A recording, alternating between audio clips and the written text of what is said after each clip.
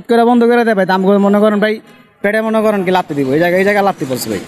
এর তো আর ভাই কিছু করার নেই ভাই। ভাই এটা দুধ বন্ধ হয়। আমার ফ্যামিলিতে ভাই এখন 5 জন 6 জন আছে ভাই। আগে ধরেন কারখানায় চাকরি করতাম, সপ্তাহ পাইতাম ভাই 1500 টাকা 1600 টাকা। তা দিয়ে ভাই আমাদের ফ্যামিলিতে ভাই চলে না। আমার বাপে মনে করেন কি বয়স্ক, আমার মা বয়স্ক, একদিন কাম করলে 2 দিন জানেন সংসারের পুরো ভাই ভার ভাগ তো ভাই মনে করেন আমাদের উপরে। আমরা চালায় মনে করেন দেখা গেছে ভাই কামাইতে পারি ভাই, চালাইলে দেখা গেছে ভালোভাবে চালাইলে 1000-1200 টাকা মারতে পারি ভাই, জমা দিই 400 টাকা, আর বাদ বাকি টাকা মনে করেন কি 600 টাকা থাকে, এই দিয়ে মনে করেন সংসারে বাজার বাজার করি, চাল কিনি, ডাল কিনি। জানেনই তো ভাই সব জিনিসের দাম বেশি। তা আমরা চলুন দুধ হঠাৎ করে বন্ধ করে দেয় ভাই, দাম করে মনে করেন ভাই পেটে মনে করেন কি লাত্তি দিব, এই জায়গায় লাত্তি পড়ছে ভাই। এর তো আর ভাই কিছু করার নেই ভাই। আমাদের একটাই দাবি ভাই, আর আম করে একটু চলতে থাকুক, আমরা যাতে ভাই সুন্দরভাবে চলাফেরা করে খাইতে পারি ভাই।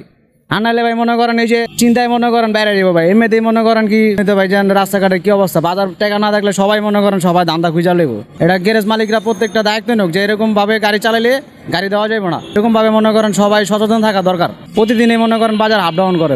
ওনাদের কাছে আমাদের একটাই চাওয়া যে আমরা সুন্দরভাবে জানি গাড়ি চলায় মানে খাইতে পারি ভাই। মানে আমরা এত দূরে মানে একটা নির্দিষ্ট টাইম দেওক যে আপনারা এরকম রুট উঠতে পারবেন না, এরকম জায়গায় যাইতে পারবেন না।